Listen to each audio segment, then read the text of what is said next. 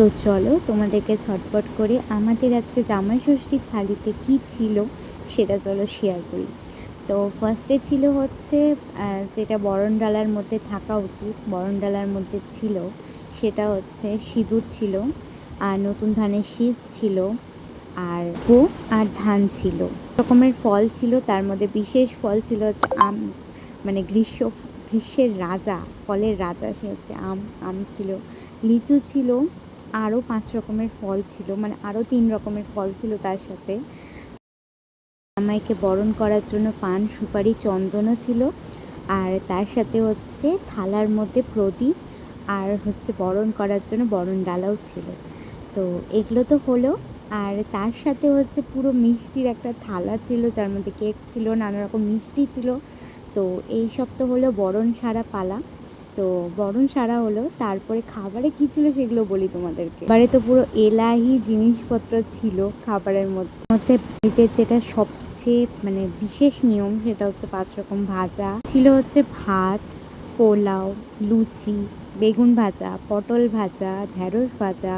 তারপরে ছিল হচ্ছে, এবার বাদবাকিগুলো বলি, স্টার্টারে ছিল হচ্ছে ফিশ ফ্রাই, আর মেন কোর্সের মধ্যে ছিল ভাতের সাথে খাবার জন্য শুক্তো, ডাল, পনিরের দুধ পনির, খুব সুন্দর করে করা দুধ পনির, কপি দিয়ে তরকারি। মাছের মধ্যে ছিল 4 রকম মাছ। ইলিশ মাছ, ইলিশ মাছ তো সবারই খায়, ইলিশ মাছ ছাড়া জামাই ষষ্ঠী ভাবাই যায় না। তার সাথে ছিল হচ্ছে চিংড়ি মাছের মালাইকারি। আর না, ইলিশ মাছটাও কিন্তু যে সে ইলিশ ছিল না, একদম পদ্মার ইলিশ ছিল। আর তার সাথে হচ্ছে সর্ষে বাটা দিয়ে করা ইলিশ ছিল, সাথে ছিল হচ্ছে পামটা সর্ষে দিয়ে করা, আর তার সাথে ছিল হচ্ছে দই কাতলা।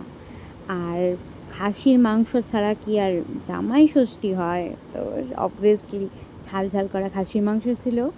মিষ্টির পাতে তো মিষ্টি কিছু থাকতেই হবে, তাই সেই সময় ছিল হচ্ছে চাটনি, আর হচ্ছে দই মিষ্টি, সেগুলোও ছিল। সেগুলো এখানে দেখানো হয়নি, কিন্তু সেগুলোও ছিল।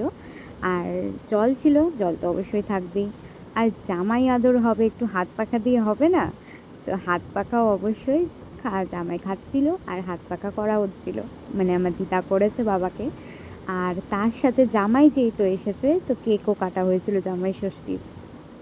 আরেকটা কথা তো আমি মিসই করে গেছি, সঙ্গে পানও ছিল। কিন্তু কিছুর কিন্তু ত্রুটি করা হয়নি জামাইয়ের ক্ষেত্রে, মানে আমার বাবাকে একদমই কোনো ত্রুটি করা হয়নি, যথেষ্ট ভালো করে কোনো কিছু, মানে কোনো কিছুই বাদ যায়নি খাবারের মধ্যে, সেরকমভাবেই জামাইকে আপ্যায়ন করে আর কি।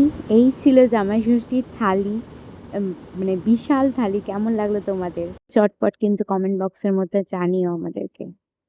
টাটা।